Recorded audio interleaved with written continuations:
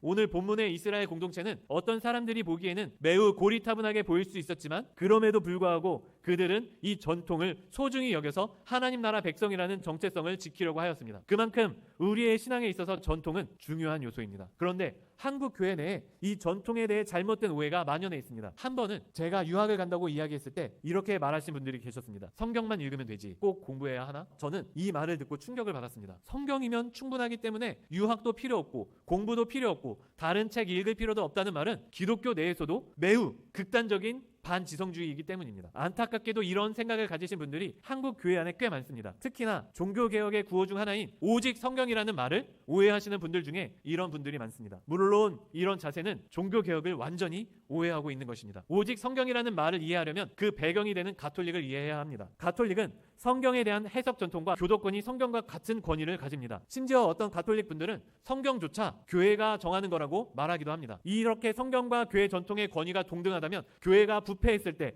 이것을 비판할 수가 없게 됩니다. 왜냐하면 비판의 근거가 되는 기준이 성경을 해석하는 교회가 되기 때문입니다. 교회가 교회를 비판하는 기준이 되는 거예요. 이건 마치 범죄자에게 형량을 선고하라고 이야기하는 것과 똑같습니다. 재판관에게 당신이 당신을 재판하십시오 라고 이야기하는 것과 똑같다는 것입니다. 그래서 개신교가 말하는 오직 말씀, 오직 성경이라는 원리는 모든 전통을 버리라는 게 아니라 성경이라는 기준으로 전통을 분별하라는 것입니다. 특히나 교회와 교회의 교도권이 부패했을 때 성경을 근거로 교회를 비판하라는 것입니다. 그런데 여기서 성경이면 충분하다면서 모든 전통을 배격해야 한다라고 한다면 종교개혁자들이 말한 것과 전혀 다른 극단적인 주장이 되는 것입니다. 그리고 성경만으로 충분하다, 성경만 보면 된다, 다른 건 보지 말아야 한다라고 주장하는 것에 대해서는 이렇게 반박이 가능합니다. 성경 말고 다른 거 보지 말라는 그 말이 성경에 나옵니까? 이건 당신 생각, 당신 해석, 당신이 받아들이는 전통 아닙니까?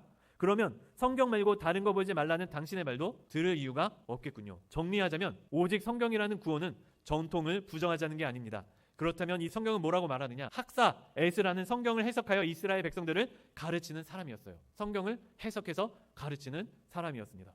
또 심리학 성경에서도 매우 분명하게 드러납니다. 에디오피아 내시가 하나님의 말씀을 읽고 있는데 자기 혼자서는 이해할 수 없었어요. 그래서 누가 나타나느냐? 빌립이 나와서 성경을 어떻게 해석해야 되는지 가르쳐줍니다. 성경도 성경 해석을 버려야 된다라고 이야기하지 않는다는 것입니다. 물론 성경에서 가르치지 않은 것이나 성경을 거스르는 것이라면 우리는 그것을 조심해야 합니다. 하지만 모든 전통을 배격하는 자세 또한 피해야 한다는 것입니다.